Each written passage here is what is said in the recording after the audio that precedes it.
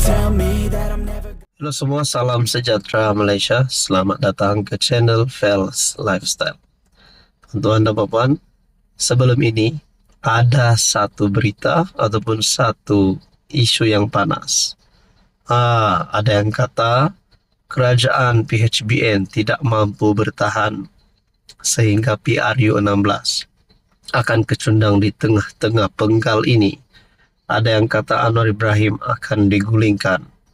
Sudah pasti yang mengeluarkan kenyataan-kenyataan sedemikian adalah penyokong kepada PN ataupun mungkin haters kepada kerajaan.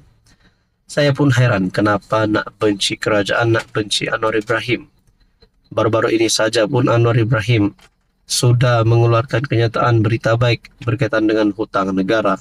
Bahkan pada bulan Julai ini bertubi-tubi berita baik ekonomi. Saudara-saudara, berkaitan dengan isu nak tumbangkan Anwar, kalau benar Anwar akan ditumbangkan, adakah PN sekali lagi akan menjadi kerajaan? Adakah jaminan untuk Muhyiddin Yassin sekali lagi boleh menjadi kerajaan sekaligus beliau menjadi Perdana Menteri sebanyak 2 kali? Nah, satu saja cara supaya PN dapat jadi kerajaan yaitu mempunyai jumlah yang cukup. Setelah saya membuat persoalan ini, adakah PN sudah mempunyai 112 kerusi ataupun mungkin 120 kerusi ataupun 130 kerusi untuk membentuk kerajaan yang baru?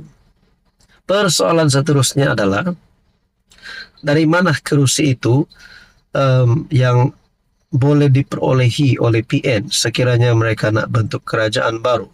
Sedangkan baru-baru ini saja pun 6 ahli parlimen daripada Bersatu sebelum ini yang berpaling tadah menyatakan sokongan terhadap kerajaan. Jadi saudara-saudara, terdapat satu komen setelah saya menimbulkan persoalan ini. 130 kerusi PN dah cukup 130 kerusi. Ada satu komen yang saya nak share kepada anda semua. Datang dari mana 130 kerusi itu? MP mana dirasuahkan untuk lompat parti? Ini saya akan jawab di sini.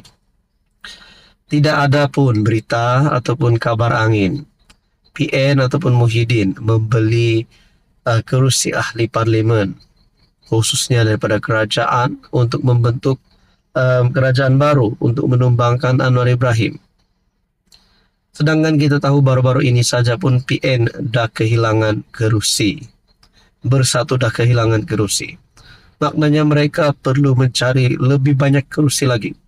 Namun berkaitan dengan persoalan yang saya timbulkan, 130 kerusi itu hanya persoalan. Tapi kalau nak cakap PN telah memberi suapan kepada ahli parlimen kerajaan, rasanya perkara itu belum lagi ada berlaku. Kabar angin pun belum ada. Jadi saudara-saudara, berkaitan dengan ini apa komen anda? Pendek cerita, kalau nak tumbangkan Anwar, tunggulah PRU16 nanti. Sekian saja untuk kali ini. Teruskan bersama di dalam channel ini. Halo semua, salam sejahtera Malaysia, tuan-tuan dan puan-puan yang amat dihormati. Saudara-saudara, ini satu keputusan mahkamah yang pasti mengejutkan Muhyiddin Yassin sebagai seorang ahli politik yang pernah menjadi Perdana Menteri. Berkaitan dengan ini, saudara-saudara, melibatkan nama bekas Menteri Keuangan yang dulu yaitu Lim Guan Eng. Ini adalah satu isu yang mengaitkan kedua-dua pemimpin ini, Muhyiddin Yassin dan Lim Guan Eng. Berkaitan dengan pengecualian cukai Yayasan Al-Bukhari. Rupanya ini pendedahan terbaru daripada peguam Lim Guan Eng. Adakah dengan ini Muhyiddin bakal kalah ataupun terpelanting? Kita nantikan. Pengecualian cukai Yayasan Al-Bukhari dibatalkan masa Muhyiddin jadi Perdana Menteri, menurut peguam Lim Guan Eng. Mahkamah Tinggi di sini hari ini bertarik 15 Julai diberitahu bahwa isu pembatalan pengecualian cukai kepada Yayasan Al-Bukhari berlaku ketika Tan Sri Muhyiddin Yassin menjadi Perdana Menteri. Peguam Guok Ngek Siong yang mewakili bekas Menteri Keuangan Lim Guan Eng berkata surat yang dikeluarkan dan ditandatangani pengerusi yayasan itu, Tan Sri Syed Mokhtar Al-Bukhari, pada 5 Februari 2021 menunjukkan gambaran yang jelas. Berhubung perkara berkenaan. Ngek Siong berkata demikian melalui pernyataan pembukaan dalam kes saman Guan Eng terhadap Muhyiddin yang didakwa mengeluarkan 3 kenyataan fitnah membabitkan isu pembatalan pengecualian cukai ke atas yayasan berkenaan pada 9, 11, dan 12 Mac tahun lalu melalui laman Facebook milik ahli parlimen Pago itu.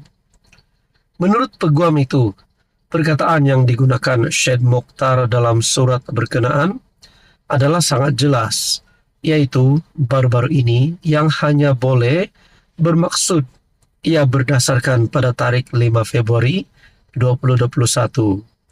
Ia hanya boleh bermakna bahwa pembatalan itu sememangnya berlaku ketika defendant yaitu Muhyiddin menjadi PM. Surat daripada Tan Sri Syed Mokhtar itu tidak menyatakan plaintiff Guan Eng atau kerajaan PH yang jatuh pada akhir Februari 2020 disebabkan langkah Sheraton yang mana defendant memainkan peranan penting bersama beberapa MP lain meliputi Datuk Seri Muhammad Azmin dan Datuk Zuraida Kamarudin sebagai orang yang bertanggung jawab dengan pembatalan terbabit. Walau apapun dokumen akan dikemukakan di mahkamah, juga akan menunjukkan tidak ada satu pun bukti atau dokumen boleh membuktikan bahwa plaintiff yang menyebabkan pengecualian cukai yang diberikan kepada Yayasan Al-Bukhari dibatalkan, katanya.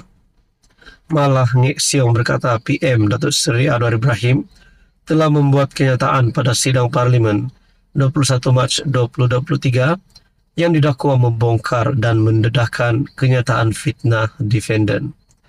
Beliau berkata Anwar memaklumkan bahawa anak guamnya tidak pernah membatalkan status pengecualian cukai yang diberikan Yayasan Al-Bukhari. Saudara-saudara, Guan Eng mendakwa kenyataan fitnah itu juga bermaksud beliau menyalahgunakan kedudukan dan kuasanya dengan memberi kuasa atau mengarahkan LHDN untuk mengenakan cukai dan penalti ke atas yayasan kebajikan berkenaan apabila ia tidak patut dikenakan cukai. Tuan-tuan dan puan, ini persoalannya adalah adakah ini satu kekalahan kepada Muhyiddin Yassin di mahkamah ataupun mungkin ini akan menyebabkan Muhyiddin Yassin berisiko untuk dikenakan tindakan undang-undang. Jadi saudara-saudara, apa komen Anda berkaitan dengan ini? Sekian saja, sudah pasti banyak persoalan yang boleh dilakukan di sini.